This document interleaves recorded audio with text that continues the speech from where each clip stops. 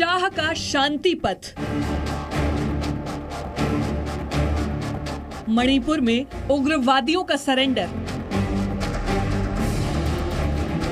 जो करते थे हिंसा अब अहिंसा पथ पर चलेंगे। मणिपुर पर शाह की चाणक्य नीति।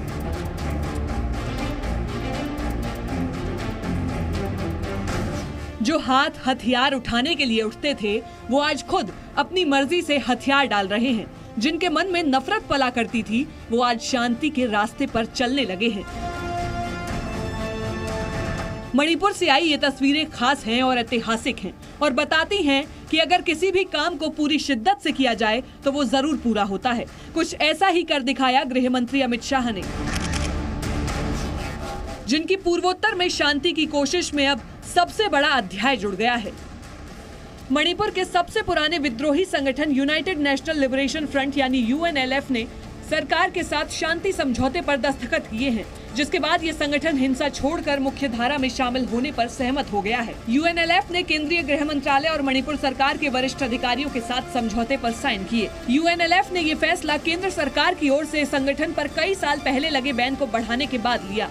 केंद्र सरकार ने 13 नवंबर 2023 को मणिपुर के UNLF सहित कुल 5 उग्रवादी ग्रुप्स पर लगे बैन को 5 साल बढ़ा दिया था।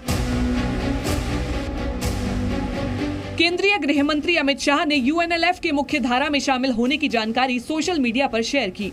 उन्होंने लिखा, पूर्वोत्तर में स्थायी शांति स्थापित करने के मोदी सरकार के अथक प्रयासों में एक नया अध्याय जुड़ गया है, क्योंकि United nation liberation front UNLF ने आज नई दिल्ली में एक शांति समझौते पर हस्ताक्षर किए। भारत सरकार और मणिपुर सरकार द्वारा UNLF के साथ आज हस्ताक्षरित शांति समझौता 6 दशक लंबे सशस्त्र आंदोलन के अंत का प्रतीक है। ये पूर्वोत्तर में युवाओं को बेहतर भविष्य देने और सर्वसमावेशी विकास देने की PM मोदी के सपने को साकार करने की दिशा में एक ऐतिहासिक उपलब्धि है।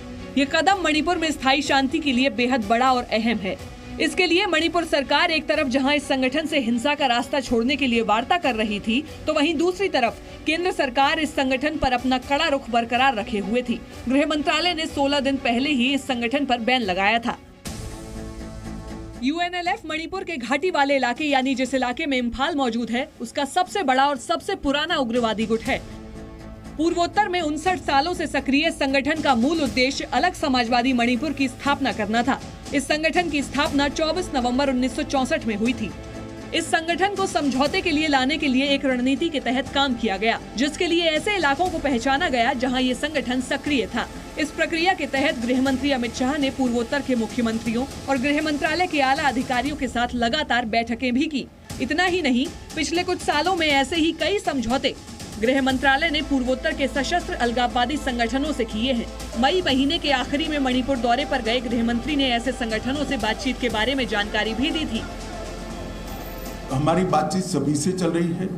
नॉर्थ ईस्ट में अब तक 15 अलग अलग हथियारी ग्रुपों से हमारा समझौता हो चुका है। 8000 से ज्यादा लोग सरेंडर हो चुके हैं। नरेंद्र मोदी सरकार बनने के बाद 2014 से लगभग 8000 उग्रवादी हथियार डालकर मेन स्ट्रीम में आए। बाकी लोगों से भी बातचीत चल रही है। ये सभी से बातचीत एक उच्चतम स्तर पर गृह मंत्रालय कर रहा है, मगर जब कॉम्प्लेक्स पोजीशन होती है, 50-50 साल पुराने मसले होते हैं, इसका निपटारा लाने में समय लगता है। UNLF के हथियार छोड़ने से मणिपुर में अब शांति लौटने की उम्मीद बढ़ गई है। मणिपुर की कुल आबादी 28,55,000 है। ऐसे में केंद्र के साथ हुए UNLF के समझौते को इन लोगों के लिए एक बड़ी उपलब्धि के तौर पर देखा जा रहा है। ब्यूरो रिपोर्ट, जी मीडिया। जी न्यूज़।